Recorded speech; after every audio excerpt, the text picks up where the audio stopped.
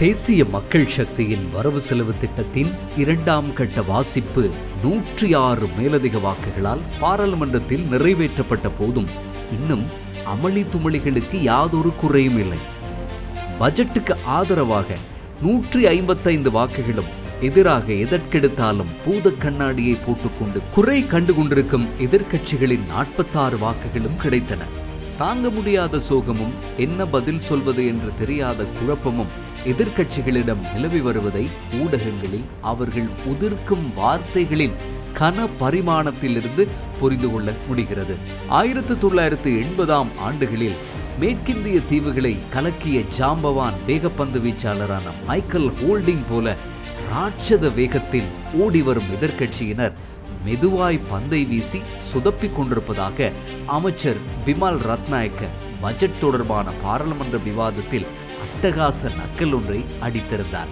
சர்வதேச நாணய நிதியத்தின் கண்காணிப்பு வலயத்திற்குள் இலங்கை சிக்கியிருக்கும் நிலையில் எப்படியானதொரு பட்ஜெட்டை சமர்ப்பிக்கப் போகிறது என்று மிக பெரும் எதிர்பார்ப்பு எகிறியிருந்தது.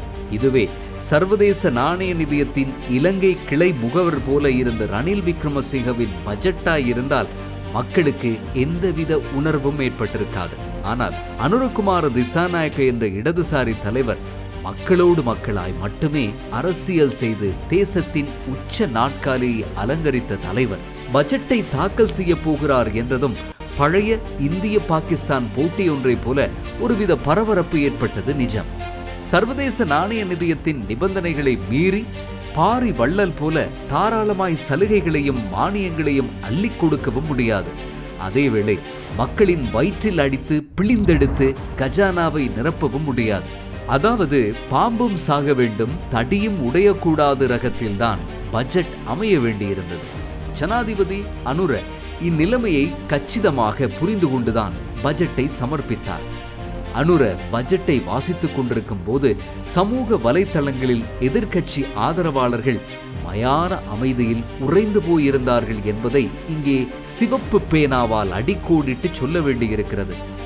சரி, பட்ஜெட்டில் என்ன என்ன நல்ல அம்சங்கள் இருக்கின்றன, அரசுக்கு என்ன என்ன சவால்கள் காத்திருக்கின்றன என்பதை பார்த்து விடுவோம்.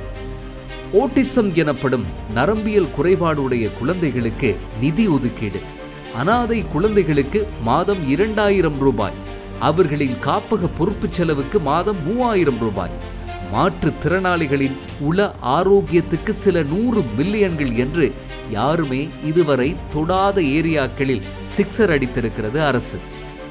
இதேவேளை சரித்திரத்தில் எந்த அரசுமே இதுவரை ஒதுக்காத அளவுக்கு வடக்கு அபிவிருத்திக்கு 5000 மில்லியன் ரூபாய்களும் மலையக அபிவிருத்திக்கு அண்ணளவாக 7500 மில்லியன் ரூபாய்களும் ஒதுக்கப்பட்டிருக்கின்றன.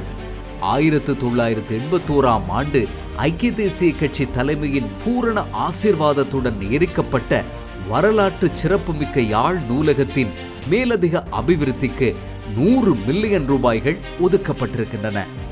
அரச திணைக்களங்கள் மற்றும் தனிநபர்களின் தரவுகளை எல்லாம் ஒன்றாய் இணைத்து கணனிமயப்படுத்தும் அரசின் டிஜிட்டலைசேஷன் திட்டத்திற்கு 3000 மில்லியன் ரூபாய்களும், கிளீன் ஸ்ரீலங்கா திட்டத்துக்கு 5000 மில்லியன் ரூபாய்களும் ஒதுக்கப்பட்டிருக்கின்றன. வழக்கமாய் டைனோசர் போல பயமுறுத்தும் பாதுகாப்பு செலவு இம்முறை பின்தள்ளப்பட்டு கல்விக்கும் சுகாதாரத்துக்கும் போக்குவரத்துக்கும் அதீத முக்கியத்துவம் கொடுக்கப்பட்டிருக்கிறது. இதில் சுகாதாரத்துறைக்கு ஒதுக்கப்பட்ட நிதி மட்டும் 604 பில்லியன் ரூபாய்கள். மாதவிடாய் காலத்தில் அல்லலுறும் மாணவிகளுக்கு சானிட்டரி நாப்கின்களை வழங்க 1400 மில்லியன் ரூபாய்கள் ஒதுக்கப்பட்டிருப்பது மற்றொரு மனிதாபிமான திட்டம். குறைந்த ஆதாயம் பெறுவோருக்கு வீடுகளை நிர்மாணம் செய்ய 1000 மில்லியன்கள், மீள் குடியேற்றத்துக்கு 1500 மில்லியன்கள், அரசு சேவையில் புதிதாய் 30,000 வெற்றிடங்களை பூர்த்தி செய்ய 10 பில்லியன்கள், குறைந்த வருமானம் பெறுவோருக்கான அஸ்வசம் எனப்படும் கொடுப்பனவுக்கு 232 பில்லியன்கள், கட்டுநாயக்க விமான நிலையத்தின் புதிய ஸ்கேனர் இயந்திரங்களுக்கு 1000 மில்லியன்கள், வடமாகாணத்தில் 16,000 ஹெக்டேர் நிலப்பரப்பில் தேங்காய் உற்பத்திக்கு 500 மில்லியன்கள், பல்கலைக்கழகங்களுக்கு 135 பில்லியன்கள் என்று மக்கள் நலன் திட்டங்களின் பட்டியல் நீண்டு கொண்டே செல்கிறது. இதேவேளை இந்த வருடம் பாராளுமன்ற உறுப்பினர்கள் எவருக்குமே வாகனங்களோ வாகன உரிமங்கள் எனப்படும் பெர்மிட்டுகளோ வழங்கப்பட மாட்டாது என்று திட்டவட்டமாய் அறிவித்திருக்கிறார் ஜனாதிபதி. எல்லாவற்றுக்கும் சிகரம் வைத்தால் போல கடைநிலை அரச ஊழியர்களின் அடிப்படை சம்பளம் 25,000 ரூபாயிலிருந்து 15,000 அதிகரித்து 40,000 ஆக்கப்பட்டிருக்கிறது. சில அரச உயர் அதிகாரிகளின் சம்பளம் 70,000 80,000 என்று கணிசமானதொரு தொகையால் அதிகரிக்கப்படுகிறது. இதெல்லாம் இப்படி இருக்க இந்த பட்ஜெட்டின் துண்டு விழும் தொகை 2 டிரில்லியன்களை தாண்டுகிறது. அதாவது 2200 பில்லியன் ரூபாய்கள். வரவு 5 டிரில்லியன், செலவு 7 டிரில்லியன்.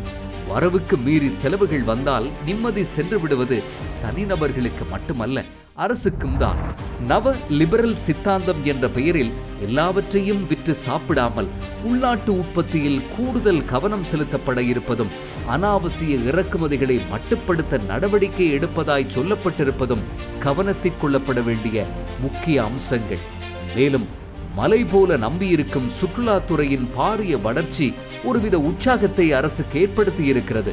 சுற்றுலாத்துறை மேம்பாட்டுக்கு சொகுசு பஸ்களை கொள்வனவு செய்ய 3 பில்லியன் ரூபாய்களையும், சொகுசு ரயில்களை கொள்வனவு செய்யவும், இருக்கின்ற ரயில்களை புனர் நிர்மாணம் செய்யவும் 750 மில்லியன்களை ஒதுக்கியிருக்கிறது அரசு. இதனால் உள்ளூர் மக்களும் மிக பெரும் நன்மை அடைவார்கள். எல்லாவற்றையும் விட நிம்மதியும் ஆரோக்கியமும் மிகு பயணங்கள் அனைவருக்கும் சாத்தியப்படுவது மன அழுத்தத்தையும் டென்ஷனையும் குறைக்கும். இங்கே கொஞ்சம் கவலையோடு நோக்க வேண்டிய ஒரு விவகாரம் இருக்கிறது. அதுதான் ஸ்ரீலங்கன் ஏர்லைன்ஸின் கடன்களை மீளச் செலுத்த ஒதுக்கப்பட்டிருக்கும் 20 பில்லியன் ரூபாய்கள். கடந்த கால ஆட்சியாளர்களின் தான் தோன்றித்தனமான செயற்பாடுகளாலும் ஏர்பஸ் விமான கொள்வனவு போன்ற ஊழல்களாலும் இன்றைக்கு ஸ்ரீலங்கன் கிட்டத்தட்ட 1.2 பில்லியன் டாலர்கள் நஷ்டமடைந்திருக்கிறது. சர்வதேச நாணய நிதியம் இலங்கைக்கு ஒப்புக்கொண்ட நிதியின் பாதியை விட சற்று குறைந்த தொகை. இதை எப்படித்தான் அனுர அரசு சமாளிக்கப் போகிறது என்று புரியவில்லை. ஸ்ரீலங்கன் ஏர்லைன் இப்போது இருக்கும் நிலைமையில் அதனோடு கூட்டுச் சேர எந்த ஒரு முன்னணி ஏர்லைன்ஸும் முன்வராத நிலையில் பொதுமக்கள் வரிப்பணத்தில் தான் அதனை நடத்தி செல்ல வேண்டியிருக்கிறது. ஸ்ரீலங்கன் உட்பட எந்த ஒரு அரசு துறையையும் இப்போதைக்கு தனியார் மயப்படுத்த எந்த ஒரு நோக்கமும் இல்லை என்கிறது அரசு. தனியார் மயம் என்பது கடந்த கால ஆட்சியாளர்கள் விற்று சாப்பிட்ட அரசு நிறுவனங்கள் போல அல்லாமல் வினை திறனுடன் அமைந்தால் அரசின் தோள்களில் ஏறியிருக்கும் இப்பாரிய கடன் சுமையை சற்று இறக்கி வைக்க முடியும். பார்க்கலாம், நாட்டுக்கும் ஸ்ரீலங்கனுக்கும் ஒரு நாளைக்கு விடிவு வரத்தானே வேண்டும். ஜனாதிபதி தன் உரையின் இறுதியில் லஞ்சம் வாங்குவதும் குற்றம், லஞ்சம் கொடுப்பதும் குற்றம் என்று இந்தியன் தாத்தா கமல் பாணியில் அழுத்திச் சொன்னார். மேலும் இனிமேல் இனவாதம் எந்த ரூபத்தில் வந்தாலும் அதற்கு தான் இடமளிக்கப் போவதில்லை என்றார். இப்படியெல்லாம் நமக்கு தெரிந்து இதுவரை இலங்கையை ஆண்ட எந்த ஒரு ஜனாதிபதியும் சொன்னதும் இல்லை, நாம் கேள்விப்பட்டதும் இல்லை. அரசின் பாதை தெளிவானது, பட்ஜெட்டும் சவாலானது. ஜனாதிபதியிடம் நல்ல மனசும் திட்டமும் இருக்கிறது என்பதால் பொதுமக்கள் அலட்டிக்கொள்ள ஒன்றுமில்லை. நாடு அனுரவோடு முன்னோக்கி நகரத் தொடங்கிவிட்டது. பிரதியாக்கம் ஜஃபர் அஹ்மத்.